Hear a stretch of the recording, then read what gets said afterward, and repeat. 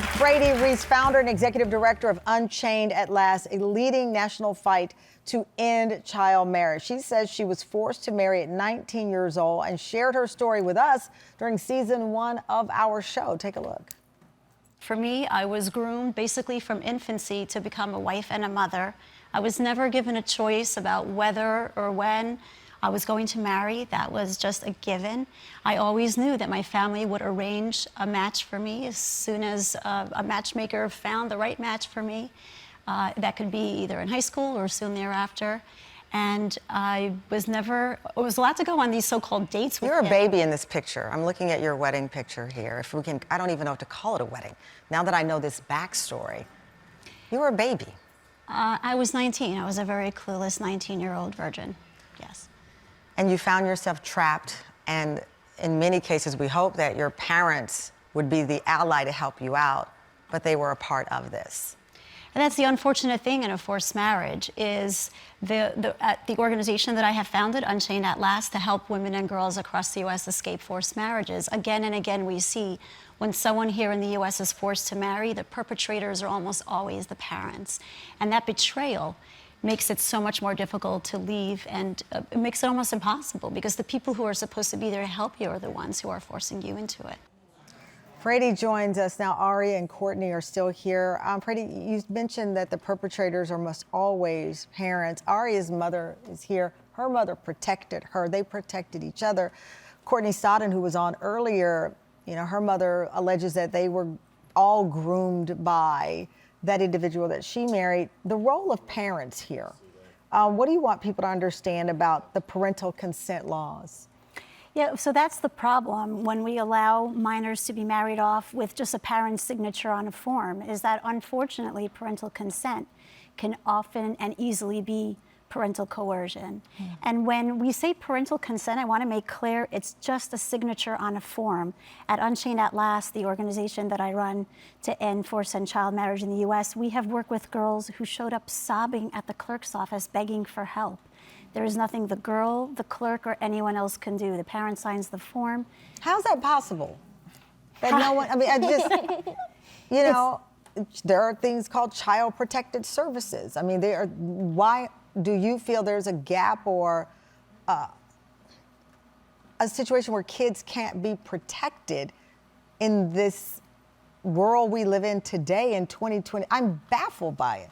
If someone hits their kid, you call Child Protective Services, you know? And you're telling us that there are girls walking into courtrooms sobbing, begging for help, and no one is helping. And it's not that no one wants to help. We have heard from clerks who have said it's devastating and heartbreaking that they need to process these marriage license applications that are basically girls being trafficked and begging for help.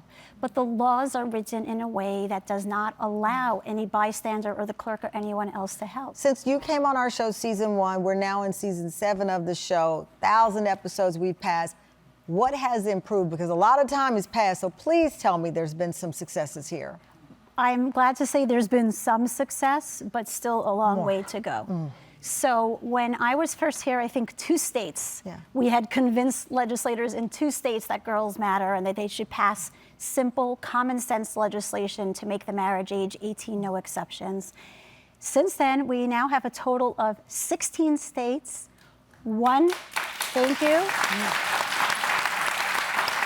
and 1 district, DC, and 2 U.S. territories have said, yes, girls matter.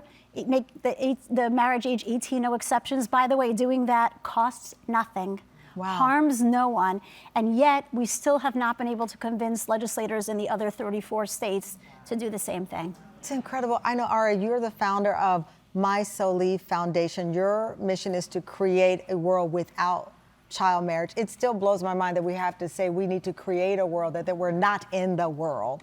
For you, what's the next step to making this a reality? I want every girl to have the education and for their families to understand that they're not these financial burdens, that they're not just these burdens in the family, that they can achieve anything that they want to achieve, and that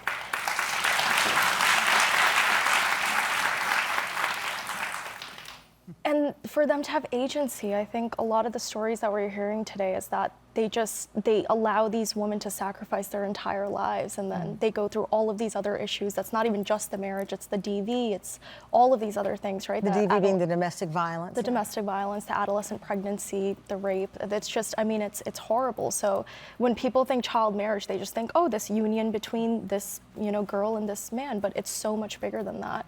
So just, making these families understand that, and obviously like seeing that it's such a big success, and that we have our young girls, like they've called the police on their own parents when they tried to marry them off because of our human rights portion of the curriculum. They're a part of like the financial decisions in their family now, so they're not being seen as a financial burden anymore. So I just want every single girl around the world to be able to have that same agency and independence. Thank you to our guests. And by the way, for more information on our guests and the organizations that they've mentioned, including Fraidy's Unchained at Last and Aria's My Soul Foundation, please go to our website. We have all the resources there, TamronHallShow.com. We'll be right back. Thank you.